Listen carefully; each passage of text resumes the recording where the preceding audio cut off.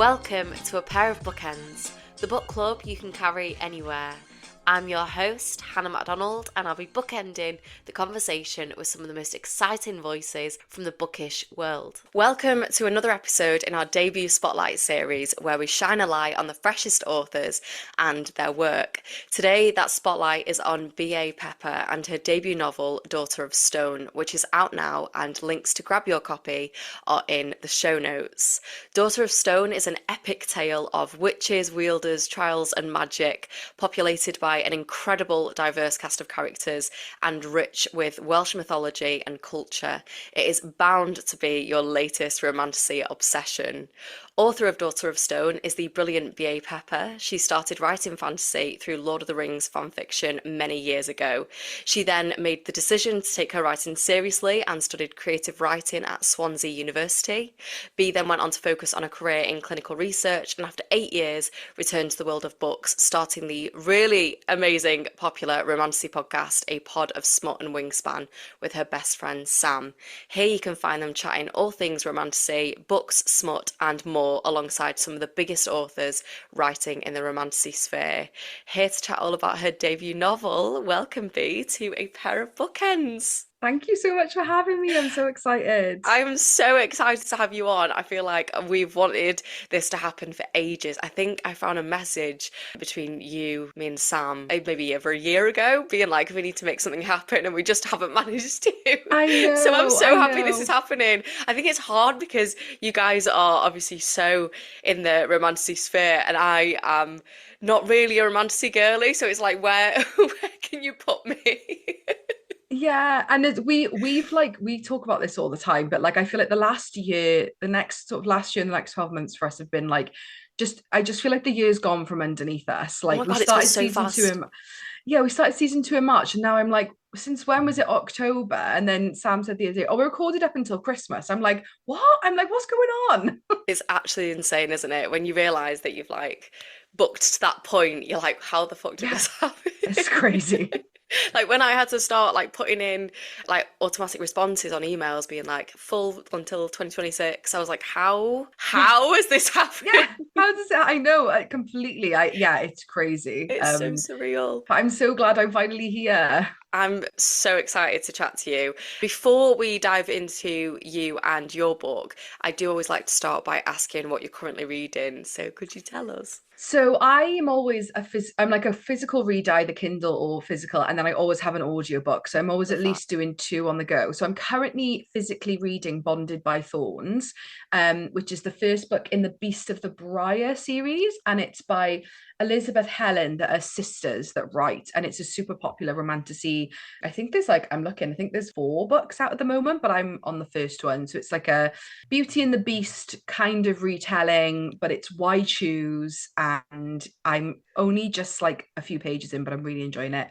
And I just started audiobooking the last book in the Bridge Kingdom series by Danielle Jensen, because they come out on audiobook before the physical releases. Oh. Yeah, so the way she like did her deals is that the audiobook has got different rights and they decide when they release. So the last 2, the audiobook is released before the physical copy. And the audiobooks are 10/10. The voice actors are so good. So The Tempest Blade is the final book in the series, and I just started that, and to say I'm obsessed with that series is an understatement. I'm obsessed with her, and I'm loving it. Like I'm just eating it up. So that's what I'm currently reading. I love that. I feel like I've heard you both speak about Danielle Jensen on the podcast before. I bowed to the greatness that is Danielle Jensen. We got to cheer for her when she did A Curse Carved in, because that's her other series, A Curse Carved in Bone, which is her like Viking romantasy. And when she came to Cardiff, they asked us to cheer for her, and literally like my hand was shaking, like going to shake her hand. I was like, it's Danielle Jensen. And I love A Curse Carved in Bone. There's a duology, that's great. But her Bridge Kingdom series is 10/10. So good. What do you think it is that where at what point did this obsession with this genre start? So for me, I The way your actually eyes just went so wide. it's because I'm like, I love telling the story. But I feel like I've told it a million times, but probably not, definitely not on here. But I was a reader growing up. I went to Welsh language school, but didn't come from a Welsh language speaking family, which is quite common in Wales that parents send their children to Welsh speaking school. And I don't know what it was, but some wires in my brain got crossed. And it isn't, I don't want this to be like a bad representation of sending your children to Welsh school, because it's a very good thing. It just, my brain just didn't compute. And although I am fluent in Welsh and I picked it up so quickly, in Welsh, everything's phonetic, everything in English is not. So my brain got really confused, and my English like spelling took a real nosedive, to the point where like they wanted to hold me back a year in school. It was like a whole thing. But my head teacher of my school, because it was like 50 of us in my primary school, it was tiny, started encouraging me to read, to try and improve my English and my spelling, because the more you read, the more you see it, the better, the quicker it sticks in your brain. And I just fell in love with fantasy, from a young age. And, I was the generation in my teens of, Twilight and the Hunger Games. And it was just, I was obsessed. Like, I used to paint myself with glitter when I was in high school. Like, I was that kid. And then I just got some really amazing English lit teachers and decided, do you know what, I'm going to go study this in a fashion in uni. So I did, my actual degree was American Studies, which is like politics, literature, and history. But I took a load of creative writing classes. I loved writing. But then unfortunately, doing a degree really like took it out of me, because I think having to study not fantasy and do all like the classics and Tess of the D'Urbervilles and stuff like that. And I know some people love that kind of stuff, but it just wasn't for me. And so I finished uni and I was like, this is just, I did not pick up a book for 8 years. I didn't read a single book. I couldn't do it. And I just completely fell out of it, stopped writing, stopped reading. And then it was only after my daughter was born in 2022, and I was in like really bad throes of postnatal anxiety, which I feel like there's a lot of focus on postnatal depression, but I'd never really heard of postnatal anxiety. And I was like up all night, couldn't sleep, even though she was sleeping, surprisingly. And I was like, I need to do something with this time. If I cannot sit and scroll on the internet and doom scroll about all these like scary newborn baby things, I need to do something. And I don't know what it was, but something came up on my social media about somebody posting about a book called A Court of Thorns and Roses. I knew nothing about it. I didn't know that it was fantasy. I knew nothing, but it was something about the cover that I was like, I think I'm going to read that. Like, I don't know what it was. And so my husband went and fished out a Kindle from our garage that was probably like 20 years old. And I downloaded it and I read it and I really enjoyed it. And I was like, okay, I'll read the next one. And that is where, I mean, A Court of Mist and Fury to this day is my favorite book of all time. Oh my God, I love it that. has such a like, I think it's like an emotional connection to me, because it was like my first. And then that year I read 110 books. Oh my God. Yeah, I mean, I was on maternity, so obviously I had a lot of time to do it. No, but But even yeah, so, like, that's a lot. yeah, and just fell into book talk, because like obviously my phone was listening to me and Yeah. hearing all about the algorithm, and was giving me back book talk. And I found authors like Carissa Broadbent. Daughter of No Worlds was probably the next series I read from book talk. Danielle Jensen. And I just completely fell into the genre, and I think it gave me, I always loved fantasy, but I did feel like sometimes really, really high fantasy Yeah. I would struggle with. And I think the romantasy combination for me was really like, it was like, oh my gosh, this is what I've been missing all these years. And then I was like, and it was because of authors like Carissa Broadbent, that at the time she was still indie public, like self-published. Yeah. I don't even think Serpent had come out. I think she'd just done Daughter of No Worlds. And I don't think she was a mum at that point, but like she was still working her day job. Like Yeah. she just did this as like a side thing. And I was like, why can't I do that? Like maybe I could do that. And I was writing, but purely for like a mental health thing, not to Yeah. take it seriously. And then that's sort of what happened. And I then love that. a few months after, I dragged Sam in kicking and screaming. And that's how the Um, podcast was born. Yeah, I mean, Sam has always been much more of a reader. So we've been friends for a very long time. We've been friends since 2017. We met in our day jobs, in a completely different industry. And Sam has always been more of a reader. So she'd read like the occasional thriller, like kind of like your big, fiction, Yeah. like bestsellers sort of type books. But maybe like 5 to 10 books a year, if that. Like not many. But she's a huge Disney adult. And so when I was reading Akatar, and it's essentially a Beauty and the Beast retelling, Yeah. I was like, you need to read this book. I need a friend that in real life that is in on this, like basically cult with me. I need you to join it. And she bought Akatar, and basically in 31 days read all of Sarah J. Maas's catalogue. So it's like Oh my 19 books. God. And In she's 30 just as days. it's crazy. And she's got like the same kind of obsessive personality that I have. And then she basically read my whole TBR. And then, yeah, it was kind of the beginning of the following year that I was like, I think we should do a podcast because we sit down and talk about these books for so long. I think we should record it. And she was like, no, like, I'm not doing it. Really? I think we're just, although we are, I think we come off quite confident. We're Yeah. both really anxious people in real life. Oh Like, my gosh. we're the most anxious people IRL that you'll ever meet. We get so worked up about what people think about us, which is silly, really. And we were so scared, like so scared to put ourselves out there. But in hindsight, it was a very good thing. But yeah. Absolutely. It's been so successful. And you're like, obviously, I check where my podcast sits in the UK top.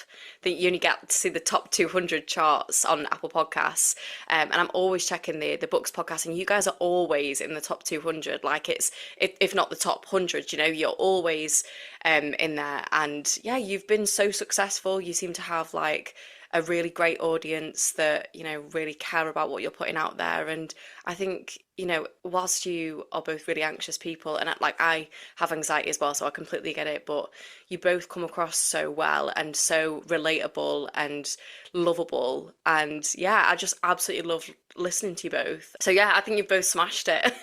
Thank you.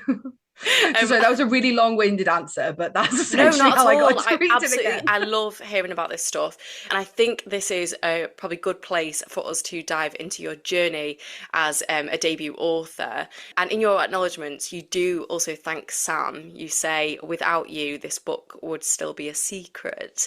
In what way has Sam sort of encouraged you to share your book with the world? So, kind of as I said, when I started back on this like rereading journey and rewriting journey that I kind of came back to in 2022, 2023, after my daughter was born, I started reading again, but I started writing again. And Daughter of Stone started as a university project when I was 18, a part of a creative writing class. It was like a prompt, something like, oh, write the first 1,000 words of a story that essentially gives the basic plot of the story in the first 1,000 words kind of thing. And I just loved the idea of a Welsh witch that came from a long family of witches that had no magic. That was just the basic premise in my brain.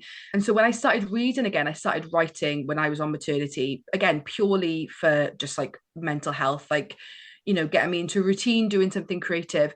And I was right. And it was always going to be this story because it was like an itch I couldn't scratch in the back of my brain for so long, but with no intention of it ever going anywhere. Like it was purely just for that reason. And I'd kind of been writing it for a while, and then the podcast happened, and you know, we were doing that, and then just one day I just like said to Sam, like, look, nobody but my husband knows this, but I have actually been writing again for probably nearly a year at that point. Oh, wow. And I was like, I don't think I'm going to do anything with it, and if I do, I'm going to publish it under like not just like a pen name, but like a faceless pen name. Like I'm just going to put it out there, maybe, I don't know. And she was like, absolutely not. Like, no way. She was like, you need to write the story. You need to get it out there. People need to read it. And like, I need to read it. And so, yeah, she was really the person who like lit the fire under my ass, to put it. And then it was probably the end of 2024. So last year, I said, because every year would come and I would get gutted that it wasn't the year that I was publishing. And I'd be like, oh, I really wanted to do it, but I'm not like locking in. And then the end of last year, I was like, right, I am not allowing 2025 to go by and it be another year that I have not published this book. And yeah, Sam, you know, she's my biggest cheerleader. She alpha reads everything. I wouldn't even say beta reads because she reads everything the second it gets written. And yeah, she's, I you know, mean, to if be it weren't for fair, if her. I was your friend, I'd be like too impatient. I'd be like, pass it over now. Yeah, and I mean, yeah, so she got it, she read it, and she read it in like less than 24 hours. Oh, She's wow. crazy. Yeah, I love her. And yeah, and it would still just be a secret. And she'd start talking about it on like TikTok lives, and she'd tell our listeners. And so then, you know, a few weeks later they'd message like, oh, so is what's happening? Like, are you writing this book? And I'm like, oh, I'm glad to um now. maybe. I guess so. Yeah, so I 100%, if it weren't for her, this book would never have seen the light of day. Oh my God, I love that. And I'm not even surprised that she finished this in 24 hours. It is such a gripping book. And I was flying through it, and yeah, I finished it at like 1 in the morning, and I was like, I can't message you now, but I was like obsessed. I was like, how have you left us here? Yeah, I said I wasn't going to give any spoilers, but is it a spoiler to say that there's a cliffhanger? No, I will always say that I am a lover of cliffhangers and I am a writer of cliffhangers. And Love this is that. not the first and it will not be the last. Oh no, don't tell me that. Sorry. No, but I'm ready for book two. Whenever you want to give us book two, I'm ready for it. I think we should dive into your main characters, Dylan and Non. Is that how I say her Mhm. name? Yeah. Yes. Non is feisty, she's fearless, and she takes no shit. And Dylan, I would say, is fierce, he's protective, and he's complicated. What was important to you when you were creating your cast of characters? So I think for Non, it was, I wanted to have this main character, that one that I as a reader would like want to read and want to root for. But also I think when we first find Non at the first couple of chapters, like she's not in a good place, like she's not having a No. good time, like she's really in the throes of like, depression and grief. And for me, I think I tend to connect with those characters the most.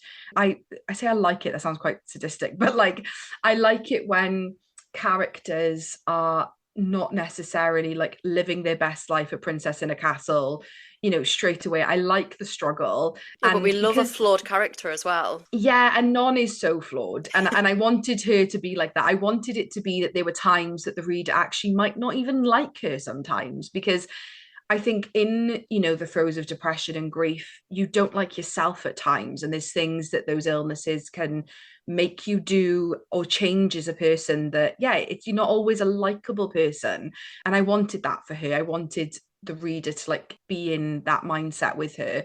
And yeah, and I think like, just her backstory, like she's had such a time of it. I just think, why wouldn't she be a bitch at times? Because her family are like ugh, and she's had a real rough time of it. And I think as well, because this is like, I don't ever use the word urban because I don't feel like it fits the book properly, but like technically it is set in like an adjacent real world, Yeah. I guess, in the same sense of like, and I'm not comparing the books, but like Cassandra Clare's like Mortal Instruments is, so like magic exists but we still have like, the UK and Wales and cities and Cardiff that exist. So again, she's living a normal life, Mm. in a little village in Wales. And that's what I felt, somebody who was in their 20s who'd lost somebody so close to them, had such a bad experience with their family. That's kind of the situation she would be in. So with Non, that was definitely like my goal was to make this like flawed character 100%. With Dylan, I mean, from anyone who reads it, his chapters are very cloak and dagger. We get a little bit of insight, and obviously we know as readers, because we're reading his POVs, that there's definitely more going on to his story than even Non realizes, Mm. because we know it as readers, but Non doesn't necessarily know it. But yeah, with him, he definitely presents himself as one way in book one. And when I first drafted it, there was actually very few Dylan chapters. There was literally only like 4 or 5, I want to Oh wow. say. And I had no intention of this ever being dual POV. It just got to the point where I felt like I had to write his chapters to like, I guess, continue the story and continue like the intrigue. But my editor, after the first draft, was like, I love his POVs, but you either need to get rid of them or put more of them in, Oh because wow. it's almost too like cloak and dagger.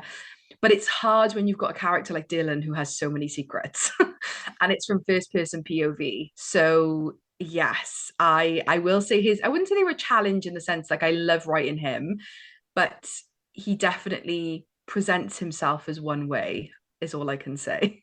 How do you find it though, like only revealing certain aspects of a character? Like, do you just have the urge to be like, I just want to tell everyone everything? Or are you like, no, I really want to hold back and I'm the make other people way. wait? I'm the other way. I hold, so like I mean, I'm currently writing book two. It's all outlined. My editors worked on the outline with me. And there's, things that like obviously there are a lot of questions unanswered in book one. And that was 100% intentional because, Non's whole experience is she's literally thrown into this world she doesn't really know much about. And again, I wanted it to be confusing, because if you were experiencing that, you wouldn't know everything that's going on. You're not suddenly going to fully understand like political systems, within weeks of being somewhere. But I knew that and definitely in book two, we definitely get a lot of those questions answered. But there was definitely things that my editor was like, you're really making people wait for that answer. And I'm like, yeah. And as I'm writing it now, I'm like, there's one big one that I think, like, for me, I'd initially plotted in that it's right at the end of book two. But I am starting to think now, I'm like, am I almost, like, to put it rudely, like edging people a bit too much? And do I need to give it a little bit sooner? Because I've made people wait a whole first book, let alone the second book. But I'm actually the other way. I like to keep all my secrets. Like, I like to draw things out. I'm an overwriter for sure. Like, that's... You're very good at building tension, I will say that. Oh, thank you. Yeah, I mean, I that final scene is so cinematic that I was like, this has to be adapted one day, because it is Oh, just so, like, you can literally like visualize everything, and it just, yeah, there's no other way to describe it than cinematic. It was just so powerful and incredible, and I was like looking at the page numbers go down as I was reading it. I was having to read it on my phone, and while I was reading it, I was watching the page numbers, and I was like, there's no way that this is about to finish. I was like, how are we gonna do this? And then I read the last page, and I was like, oh my God.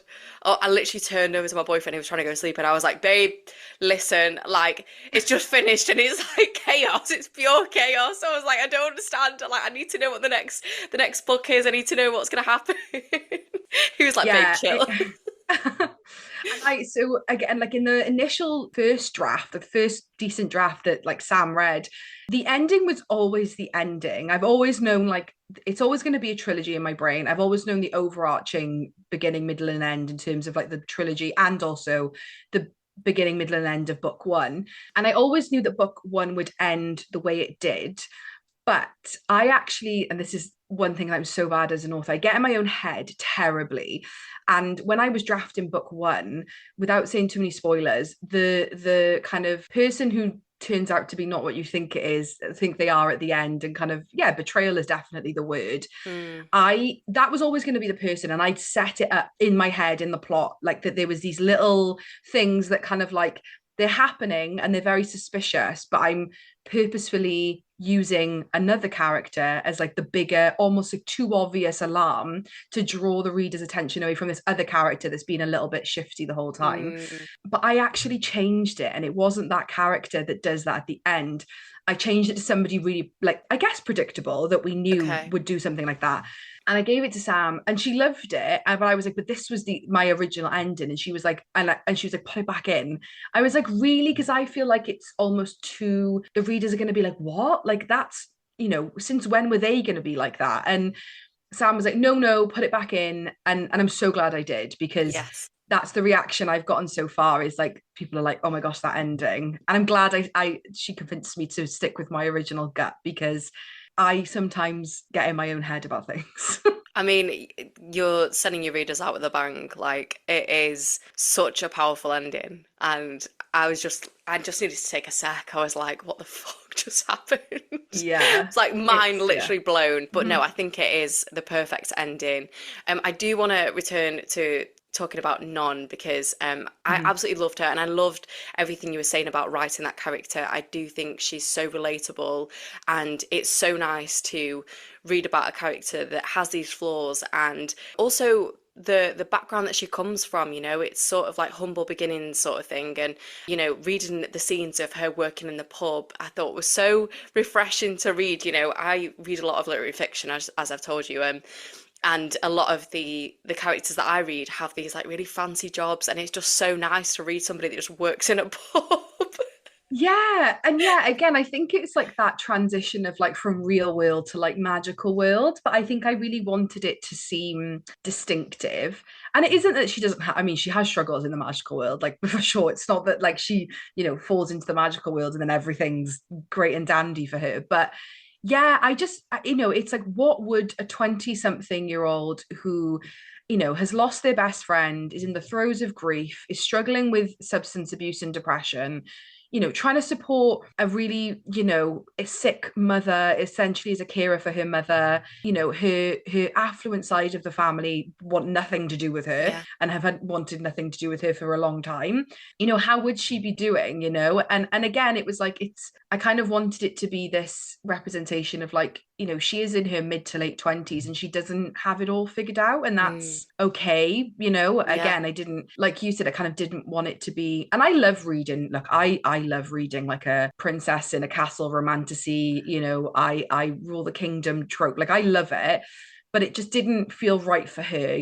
She's messy, she's foul-mouthed, and it just didn't feel like the right setting and background for her to turn out the way that she does. Yeah. So yeah, her working in the Pig and Poodle, which is the pub that she works in, there was actually a lot more scenes in the real world in the original drafts, and I had to cut Wow. so much of it because I was like, it needs to get going quicker. Yeah. Like we're like, when I was looking at the percentage, I was like, we're way too far in, and we're not like cooking, if you get what I mean.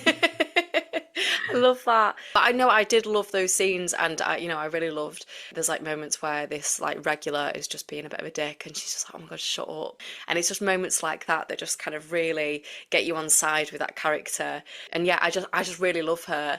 I want to talk about the grief aspect, which you have briefly mentioned. It is a theme that runs throughout this book, and she is learning to kind of live alongside grief. And as you said, she's lost her best friend, and there is a really beautiful, I'm going to be really careful about spoilers, but there is a really beautiful way later on in the book where people honour their dead, and it's a really beautiful way to do that. I hope that's not a spoiler. But I No, wasn't no. sure if that was based on a real thing, the way that they honour their dead. Is that based on a real thing, or is that? So like yes and no. So Nos Calan Gaeaf is like it's essentially like it's the night before Halloween in Wales, but like Calan Gaeaf is the Welsh term for Halloween, for want of a better term.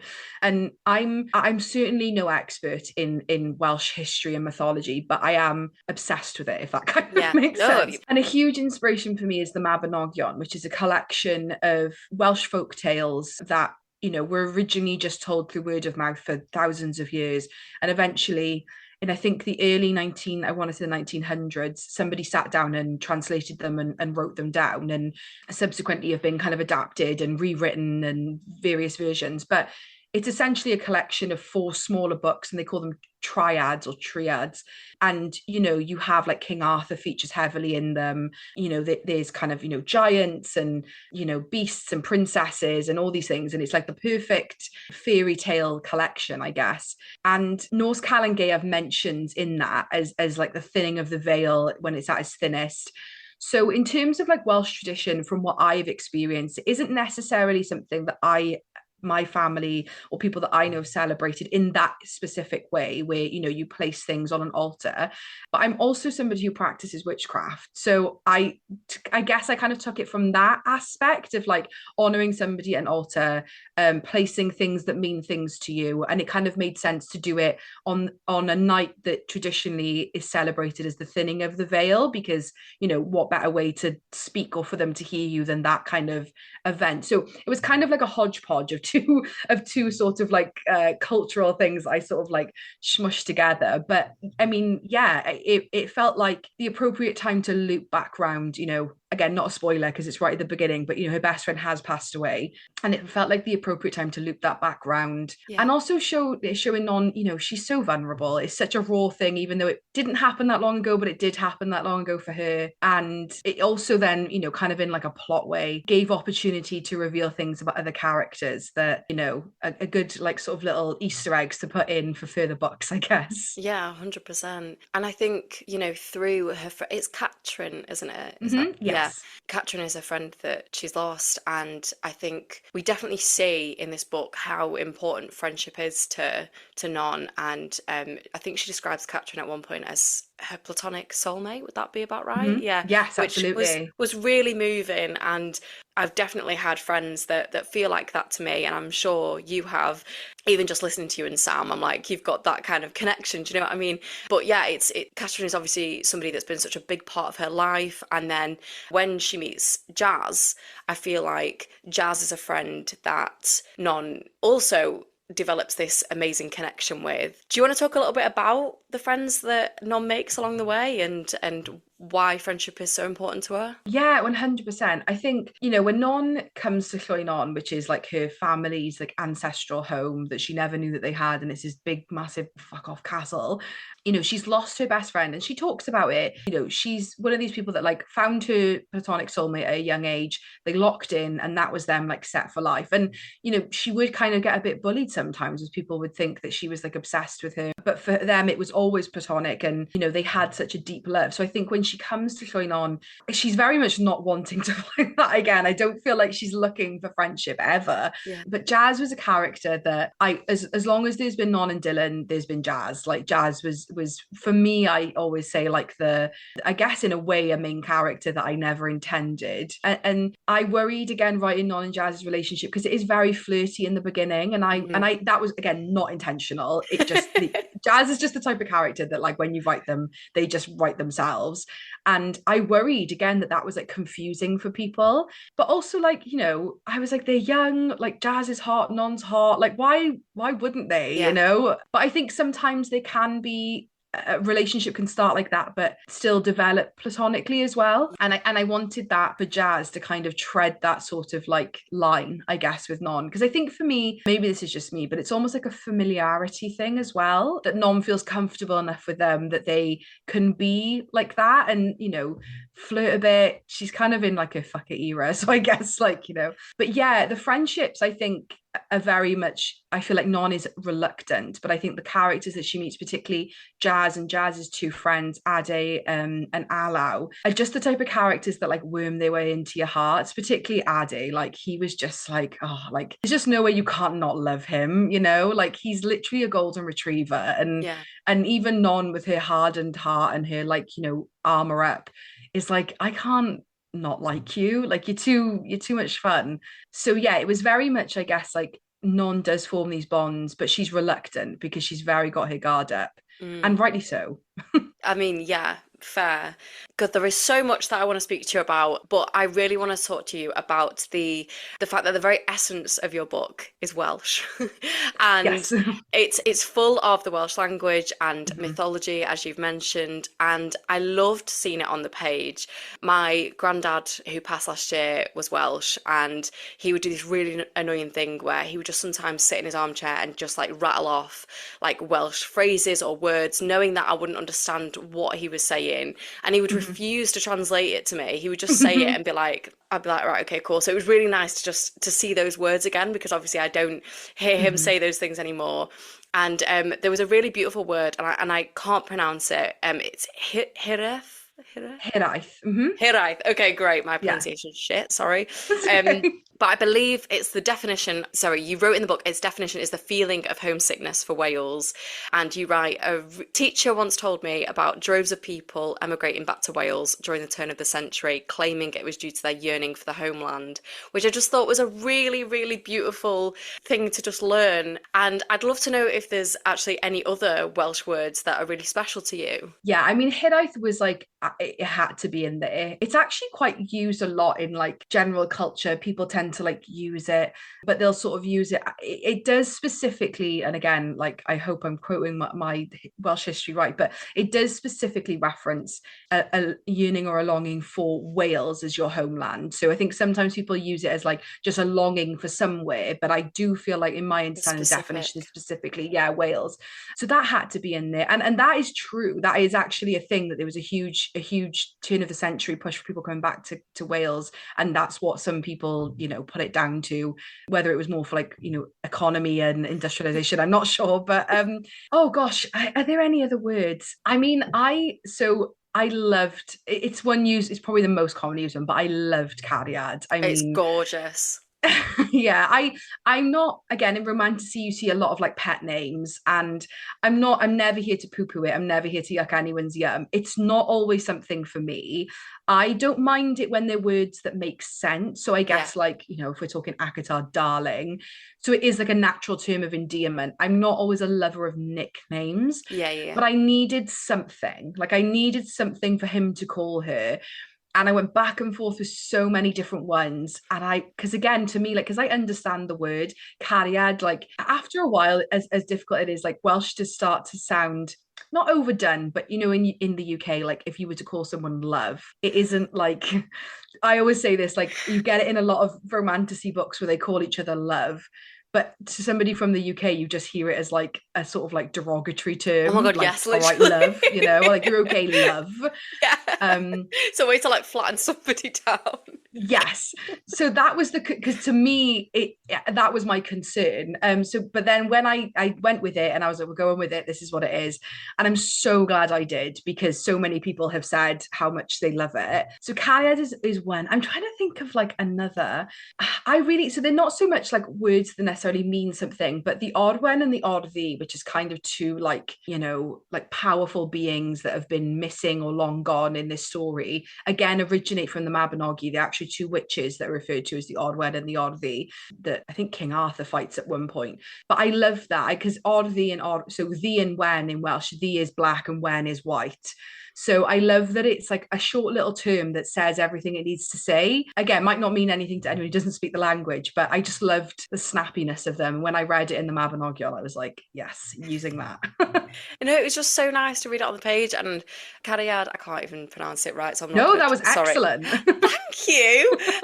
I just love that term of endearment, and I'm the same as you. Like, I don't like it just being used for the sake of it. And I say this, but me and my boyfriend, like, we don't even use each other's names anymore. Like, we just shout "babe" and hope Okay. that the other one will hear Mm-hmm. it. So even Yeah. though that's like our friends find that really cringe, and we're not Mm-hmm. trying to say it in a cringy way. It's just we've Mm-hmm. always used that word. But yeah, when I read it in books and there's just kind of not a point to it, I'm like, oh, but that made so much sense to me.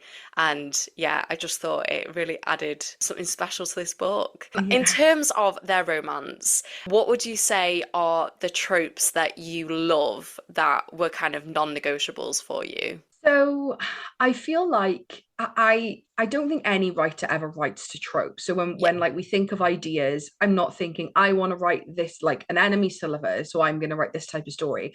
I think, the story happens and then these tropes naturally like happen. yeah, So for me, it never felt right that Non and Dylan's story, particularly in this book, would ever, as much as I'm a lover of enemies to lovers, and I know it's such a loved trope in the yeah, romantasy genre, it just didn't feel right in this book, because there just didn't feel like enough Non coming into a world that she knows nothing about to then have an enemy kind of didn't, it just, the pacing, like it didn't feel genuine, because unless it was like, her grandmother, that I think is safe to say, like that's an enemy situation. yeah. She doesn't have any relationships with anybody outside, so, or within that world. So that's why I always say like rivals to lovers for this book 100%. But I actually love it because I do feel like it's an accurate explanation of their relationship, and I don't want people to go into this thinking that they're going to get enemies to lovers, because that just is not the case. Yeah. I without giving too much away, book two is a different story, but I think once you've got to the end of this, you'll understand You're that ready. why. But it felt like I knew it was coming, but I just felt like doing it in book one was just too, we just didn't have the time for them Yeah, to hate fair. each other. I mean, she's annoyed by him, and like, like he gets on her nerves, but she Yeah. certainly doesn't hate him by any means. She does And try what to else? she tries to hold back though, doesn't she? She tries to like not give in to whatever this connection could be. 100%, yeah. And I mean, and he does, like the carrier thing, as much as like he does use it genuinely, he does it as well to irk her 100%. Like it's 100% to like wind her up without a Yeah. doubt. And she says at one point, like, stop calling me love, like, stop it, like, use my name. And what other ones? I guess trials is a trope, and I'm a lover of trials. I think people always say it's a very done thing in romantasy, but I don't care. I will read it forever, because I think it's got framework, but it can be so different. I think it'd be so vastly different. So again, when I always knew I wanted trials in the first book, but I wasn't going to do it because I was so worried that it was overdone. And then I was like, no, I'm going to stick to my guns. And I'm so glad I did, because I think it was a way to incorporate Welsh, creatures and mythology and lore Mm. into the trials, which I'd like to think gives it a bit of like a fresher take, but it's still like an arc and a familiar type of story for romantasy readers to still, it's that balance of like new and something that's comfortable, because I as a romantasy reader love a bit of both. So I think trials is probably the other thing that I loved about this. I love that. I mean, the trials are so kind of epic, and I think one of the most challenging things for a fantasy romantasy writer is creating the world of your novel and creating those magic systems. I Mhm. think is something that you have to put a lot of kind of time into, and I imagine a lot of writing outside the actual story on the page. You're having to, like, make sure that everything's sort of mapped out and works. And I'd love to hear about what it was like for you creating your magic system and sort of world of your novel. Was it that your magic system was inspired by a lot of like Welsh mythology, or did it kind of stem from other things? Yeah, kind of a bit of everything. So in my prep for when I actually locked in and started drafting Door of Stone, I reread the Mabinogion a few times. So like I pull elements from there, like, the odd one and the oddity that I mentioned. I loved them as being like these sort of figures within this world that were not gods, but like the closest thing to a god in this world. The pantheon of gods, which is only brief, and not everyone is mentioned. The glossary does reference everyone, but only a few are mentioned in book one. Almost all of them are from the Mabinogion as figures, not necessarily gods, but as figures. And the Mabinogion does have these two warring families of Dawn and Clear. Most of the people that are noted as like gods, children of Dawn, were actually children of Dawn in the Mabinogion. The same for Clear. There's a few that I've added, and if anybody is like a diehard like Mabinogion fan, like I was going to put a forward to say I know that I've changed things. Like I'm not some, I didn't like misread my Welsh mythology. Like anything that's changed is purely for plot reasons, because Yeah. I had to, because in the Mabinogion, Dawn and Llŷn only have like 2 to 3 children each, and it just didn't feel epic enough for like this pantheon Yeah. of gods. So a lot of it was that, and then also things within the vassal side of it. I'm actually a massive anime fan, like a diehard anime nerd. Really? Yeah, I'm a huge Studio Ghibli fan, and in the last sort of 2 years, my husband, who's a massive anime fan, has got me into an anime called One Piece, which is like the biggest anime of all time. It's been going since like 1997.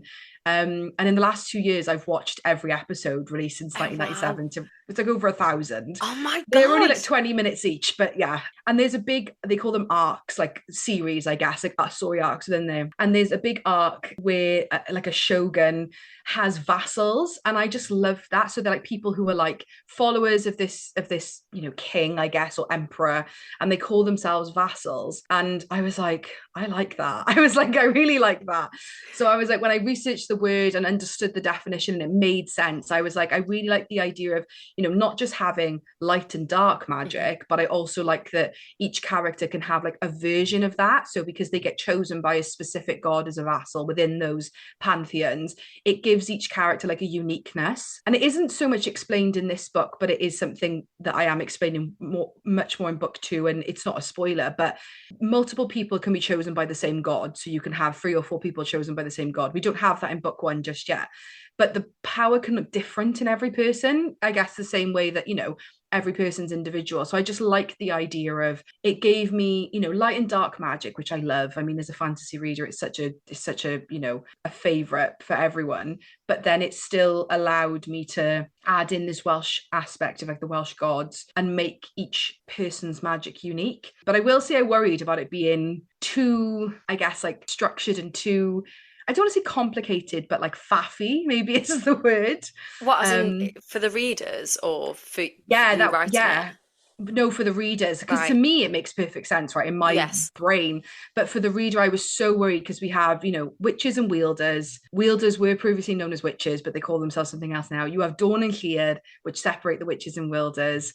And then within that, you have people that are chosen by the gods as vassals. So you have like a kind of like Yeah. sub-genres within each of them. And then you have people like Dylan, again, not a spoiler, and then we have covens. So then Yeah. different covens tend to have a majority of the type of, magic that they are. And then you have like the Western Coven, which is predominantly witches, but Dylan isn't.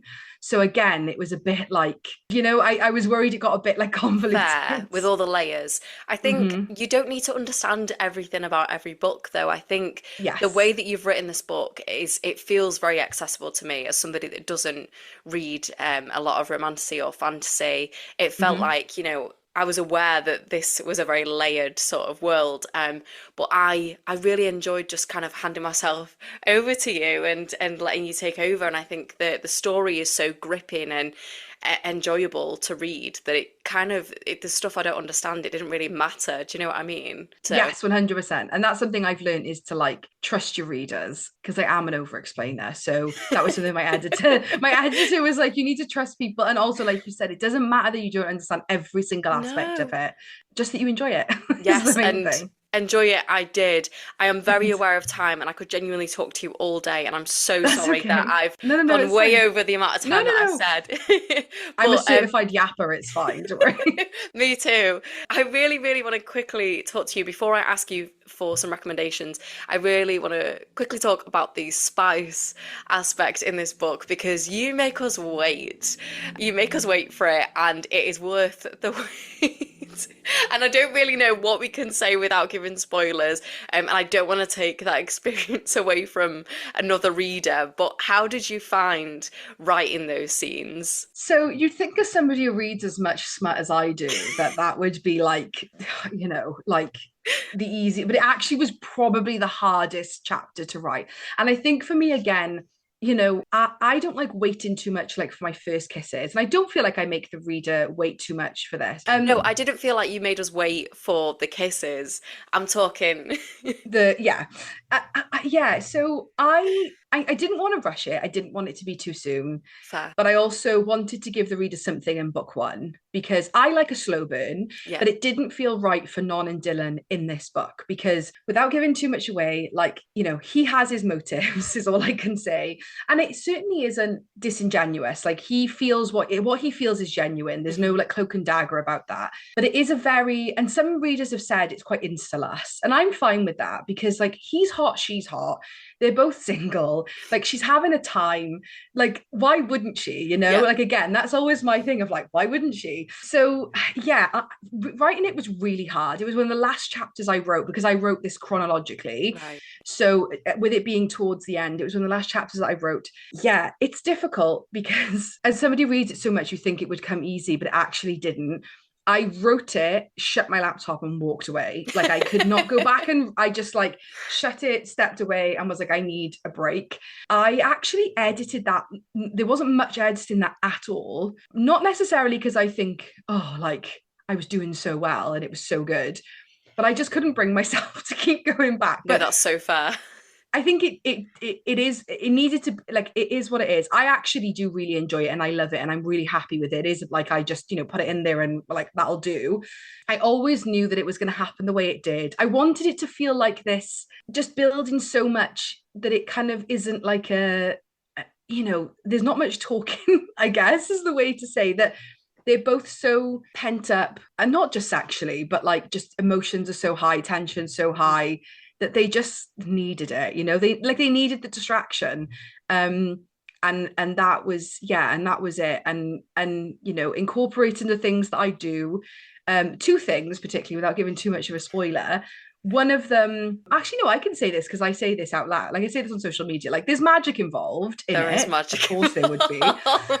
And that was like a given. I knew that Yeah. that had to be involved. But then the other sort of thing that's involved, I knew that it would be really contested. Some of my beta readers were like, oh, I don't know how I feel about this. Like, don't know how I feel about that. Is it a bit not necessarily cringy, but just like there's a lot of logistical things. And I'm like, at the end of the day, guys, it's fantasy, right? And Exactly. I wanted to read the book that I wanted. So I wanted to write the book that I wanted to read. So I stuck with it and I really love it. People might think it's a little insta-lusty, but I mean, if there was like a 7-foot redhead tattooed witch in front of me, what else are you going to do? What are you gonna do? I was listening to one of yours and Sam's episodes, and you were talking about, I don't know which book or sort of characters that you were speaking about, but it was you were basically talking about the fact that they just have sex all the time, and it's because they're battling, and it just makes them really horny, and they just end up like going off the battlefield and like doing that. And I think when you're in this sort of high tension situation all the time, you're bound to need a release. Yeah, I can't remember what that is. The only one that comes to mind is From Blood and Ash by Jennifer L. Armentrout. And in the second book, not a spoiler, but there's like a battle scene, and then they like are like, we need to do it quick in the middle of this battle scene. They go into like an abandoned carriage and That's just it. like That is that yes, what? yeah. Yeah, yeah. It's the second book in From Blood and Ash. I love it because I don't know, I think sometimes people, particularly in fantasy, as much as I like there to be realistic things that you can relate to, I think sometimes people do try and put too much real world Mm, logic behind it. And the reason why I read fantasy, and I seldom read anything else, I've read like 3 contemporaries in the last year, and that is it. Like I'm a fantasy reader through and through. I want to forget, like I want to forget yeah. the world around me. I want to immerse myself in this book. So no, of course it isn't something you're gonna do. Like if you just had a massive argument with your family, you're not gonna find your partner and be like, do you want a quickie in the bathroom? But why can't you in a world with his dragons, you know? Exactly. It's good escapism. Exactly. And that scene specifically is very satisfying to read. I Oh, thoroughly good. enjoyed it. I thoroughly enjoyed the use of magic in that, and I'm really excited for more from you. Before we dive into some quickfire recommendations from you, Mhm. what do we have to look forward to with book two, or are you giving us nothing? I can give you a little bit of something. I mean, I'm in the throes of writing it, so it isn't finished. However, it is pretty much outlined, provided I don't decide to like go off on something crazy and, my head still be like, what are you doing? What can we expect for book two? I can say without too much. I mean, again, if you've read book one, it probably doesn't come as a surprise, but book two is 100% enemies to lovers. I mean, I feel like I can say that it's definitely, whether that means it's for Non and Dylan, I can't say, but I can say that enemies to lovers is very much a big feature in it. What else can I say about book two? I think we do get a lot of answers. There's also a lot more heartbreak. And all I can say is if book one's cliffhanger felt like, oh my gosh, I need the next book, then I think book two is gonna, I think for me, surpasses it Oh my God. considerably. Um, Don't. yeah, I've always known the ending of each book, like the beginning and end of each book has always been in my brain. And the ending of book two, again, it's one of those ones that my editor was like, okay, and I feel like I went with my gut in book one. I'm going with my gut in book two. And all I can say is just be prepared. Oh my God, I cannot wait. I'm so excited. I have absolutely loved chatting to you today, Bea. But before I let you go, I'd love to get some recommendations from you because you are our romantasy expert. So what have you got for us? Oh, I mean, obviously ACOTAR. I mean, everyone talks about it. And I know it's very over recommended, but like I think for me, what I love about it is it's the for people who maybe loved reading when they were in their teens and then kind of like I wouldn't say fell out of love with it, but like was struggling to find books that gave them the same emotional feeling that some of like the YA fantasy did. I think ACOTAR is the perfect balance for anyone wanting to consider fantasy without getting too overwhelmed by it, Mhm. because it's a very soft magic system. It's a lot more romance heavy without people maybe realizing. The court system is robust but not overcomplicated. It's got some phenomenal character arcs in there. I mean, Nessa Archeron's character arc to this day is my all-time favorite as a Nesta girly, so I always recommend ACOTAR. I mean, Daughter of No Wheels by Carissa Broadbent is like a lot of people, Serpent to the Wings of that, and I love Serpent, I love those books, but Daughter of No Wheels trilogy or the War of Lost Hearts trilogy is like chef's kiss fantasy, high I haven't read fantasy this, so I romance. need to read that. Yeah. Oh my god, it's so good. The MMC in that Max is in my top 5 MMCs of all time. He's Stop. outstanding. What else do I love? I'm looking at my shelves. Pen Call Spark of the Everflame, the Kindred Curse saga, a delight. If you've just finished ACOTAR and you're like, what do I read next? Read Pen Cole. Raven Kennedy Plated Prisoner series. It's a finished series, 6 books. King Midas retelling, chef's kiss, so good. The Sacred Stones trilogy by Kate Golden, so A Dawn of Onyx, A Promised Peregrine, A Reign of Rose, completed trilogy, so good. And I do sometimes like dabble in a bit of YA. I'm a huge fan of Holly Black, so I love the Cruel Prince series. I'm actually going to a signing next week. I'm so freaking excited, I Exciting. know. And The Six of Crows by Leigh Bardugo, Six of Crows, Crooked Kingdom. I've not read the first three, so you don't need to read the Shadow and Bone trilogy. But Right. the Six of Crows, Crooked Kingdom duology is just so good. I I mean, haven't read any I've Lee literally got like Bar. 1,000 here, so I could go on for forever. Obsessed. But I'm genuinely obsessed. These are such great recommendations. I haven't read Lee. Is it Lee Bardugo? Is that how you say Leigh it? Bardugo, Yeah, yeah, and I've heard yeah, so many good things. I feel like it's so just a name that good. keeps cropping up, so I definitely need to get Yeah, to those books. I'm lacking very much, B. that's okay because there's so much for you to read. I'm I very could go on. excited. I mean, I'm looking at I'll try and turn this without like showing all my, oh, I'm going to show all my awful bags in the background, all my dirty washing. But Oh, those I shelves are to mean, die for.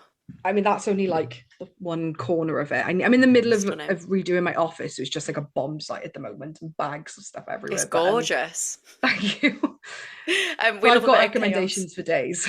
Love that. No, you given us so many good recommendations, and think for sure if people want more recommendations from you, they can absolutely head on over to yours and Sam's podcast because there are so many recommendations. I don't think they're gonna like you both for how big their TBR piles are gonna be. They're not gonna be No, thanking you for sorry. that. Nope, But sorry. they are going to fall completely in love with you both because you're both so brilliant together and so funny. So I will pop a link in the show notes to head on over to B and Sam's podcast, which is a pod of smut and wingspan. Is that right? Yeah, it Oh is. my God. Yes. Oh my God, I was panicking then. I was getting it wrong. Okay, a pot of smart wingspan. And I will also pop a link in the show notes to grab yourselves a copy, listeners, of Daughter of Stone, which is such an incredible, gripping, epic book, and you're going to love it. Please come and let me know once you've read it because I'm just really excited to chat to more people about it. B, where can they find you on socials? I am on Instagram, TikTok, Facebook, b.a.pepper author. And yeah, that's me. Amazing. Thank you so much, B, for coming on the podcast. No, thank you for having me. It's been the best. Thank you so much. And for our listeners, if you enjoyed this episode, please don't forget to rate, review, and subscribe. And if you want to give us a follow, you can do so at A Pair of Bookends Pod on Instagram and at A Pair of Bookends on Twitter and TikTok. That is all we've got time for. Thank you so much for listening. Thank you again, B, and goodbye.